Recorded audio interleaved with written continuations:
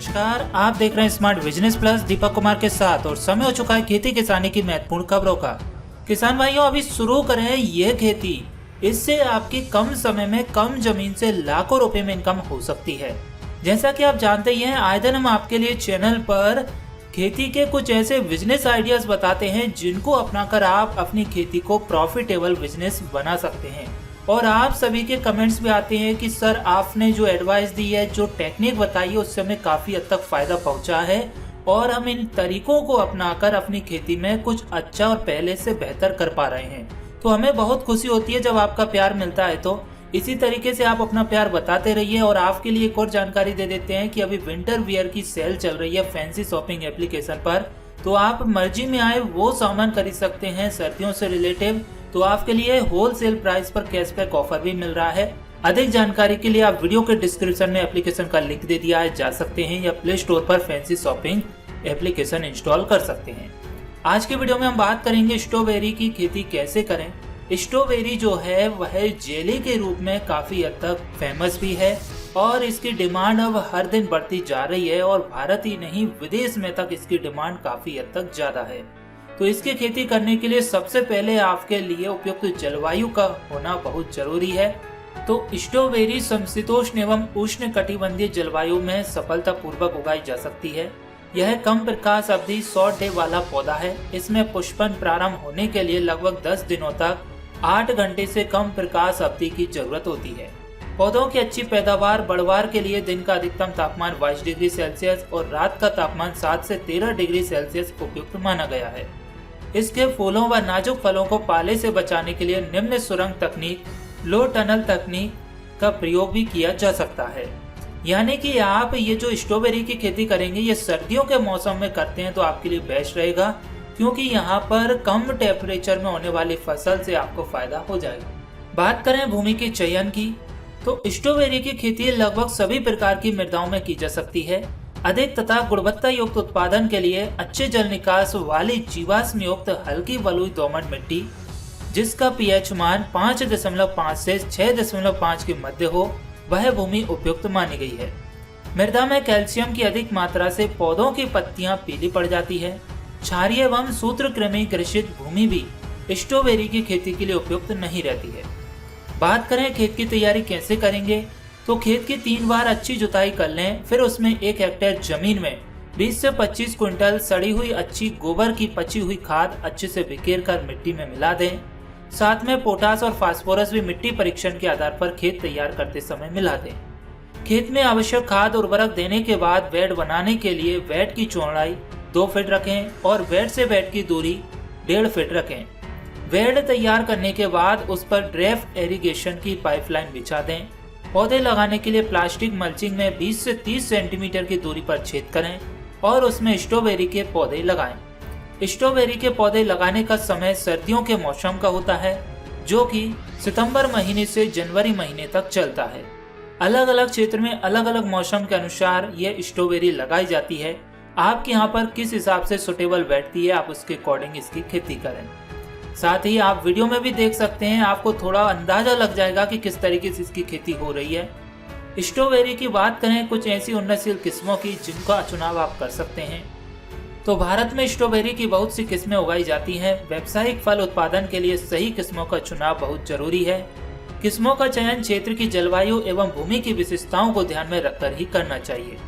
देश में उगाई जाने वाली कुछ प्रमुख किस्में इस प्रकार हैं, जैसे Chandler, Festival, Winter, Dawn, Florina, Camarosa, Oso Grande, Ofra, Sweet Charlie, Gorella, Tioga, सिस्कैफ, डाना, टोरे, सेल्वा, बेलवी, Fern, Pajaro, Confitura, Douglas, Gorella, Addie, Brighton, Belrubi, Dana तथा ईटना आदि। इसके अलावा आपको जो किस्म मिल जाती है अपने मौसम के अकॉर्डिंग आप उसका भी चुनाव कर सकते हैं। अन्यथा ये ऐसी फेमस किस्में हैं जिनका चुनाव करके किसान भाई अपनी आमदनी को बढ़ाते हैं और अच्छी प्रोडक्शन ले लेते हैं। बात करें पौधे लगाने की विधि क्या होनी चाहिए, तो पौधे किसी प्रमाणित व विश्वास पात्र नर्सरी से ही लाना चाहिए, जिससे इसकी जाति की जानकारी मिले और रोग रहित भी हो।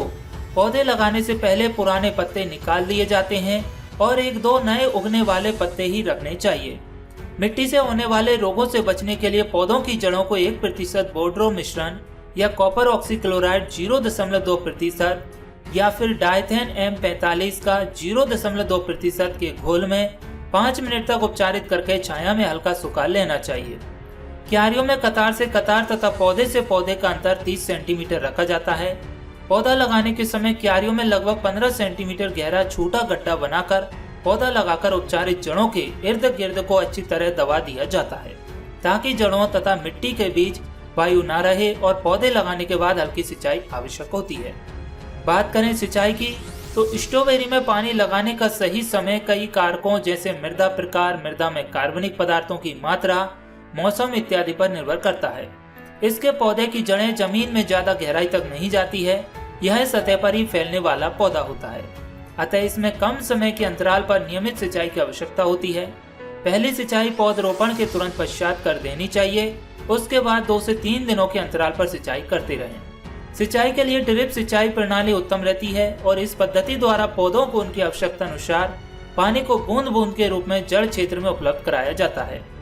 इस प्रणाली में प्लास्टिक लाइनों द्वारा पानी पौधों की जड़ों में सीधा तथा समान रूप से पहुंचाया जाता है। इसके साथ ही कम पानी का प्रयोग करके अधिकतम पैदावार ली जा सकती है और यह ड्रिप इरिगेशन सिस्टम आपको कृषि विभाग से सस्ते दामों पर मिल जाएगा, सब्सिडी के साथ मिल जाएगा। बहुत से किसान भाई पूछते हैं कि सर ये कहाँ से लेना उचित है, तो देखिए आप एक बार कृषि विभाग में ट्राई कीजिएगा तो कृषि विभाग में आपको जानकारी मिल जाएगी। यदि आप नगर पालिका या तहसील लेवल पर रहते हैं तो वहां पर जानकारी नहीं मिलती है तो डिस्ट्रिक्ट लेवल पर जाइए, वहां के कृषि विभाग में आपको A to Z जानकारी दी जाएगी।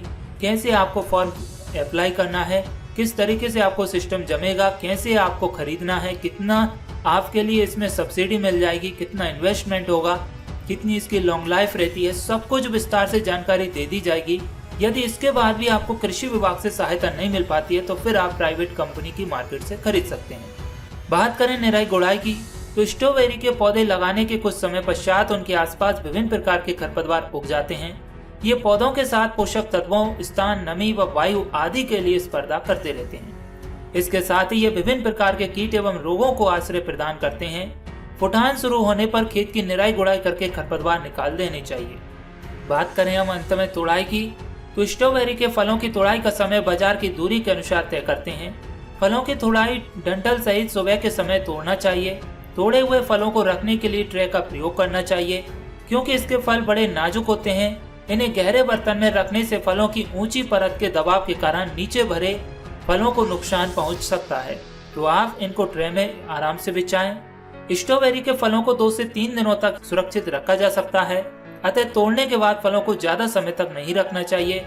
बिक्री के लिए बाजार में भेजने के लिए फलों को प्लास्टिक के छोटे डिब्बों में पैक करना चाहिए तथा बाद में इन डिब्बों को कोरुगेटेड फाइबर बोर्ड CFV से बने बड़े डिब्बों में पैक करके भेजना चाहिए। अब बात करें कि पैदावार कितनी मिल सकती है आपके लिए, तो स्ट्रॉबेरी के फलों की उपज कई बातों पर निर्भर करती है। इनमें उगाई जाने वाली किस्म, जलवायु, मृदा, पौधों की संख्या, फसल प्रबंधन इत्यादि और किसान की देख रेख तकनीक पर निर्भर करती है। इसके प्रति पौधे से एक मौसम में 500 से 700 ग्राम फल प्राप्त किए जा सकते हैं। 1 एकड़ क्षेत्रफल में 80 से 100 क्विंटल फलों का उत्पादन हो जाता है। यह उत्पादन उपरोक्त वैज्ञानिक तकनीक और अच्छे फसल प्रबंधन से बढ़ाया भी जा सकता है। यदि आप उचित तौर पर केयर करते हैं, देखभाल करते हैं, मौसम का सहयोग मिल जाता है, तो आप वाकई में अपने प्रोडक्शन को बढ़ा सकते हैं। और आप स्ट्रॉबेरी के दामों के बारे में तो प्रचलित होंगे ही। मार्केट के अंदर 300 रुपए पर केजी से 1000 रुपए पर केजी तक बिकता है। तो आपके यहाँ पर किस तरीके का मार्केट चलता है, आप हमें कमेंट जरूर करें। यदि आप इसकी खेती करते हैं तो यकीन मानिए आप अपने बिजनेस को या खेती को एक बिजनेस बना सकते हैं, और बशर्ते यह है कि आपको इसके मार्केट के बारे में पहले ट्राई कर लेना चाहिए कि इसकी खेती करने से पहले कि आपकी मार्केट में ये सेल होता है कि नहीं होता है, लोग इसके बारे में जानते हैं कि नहीं।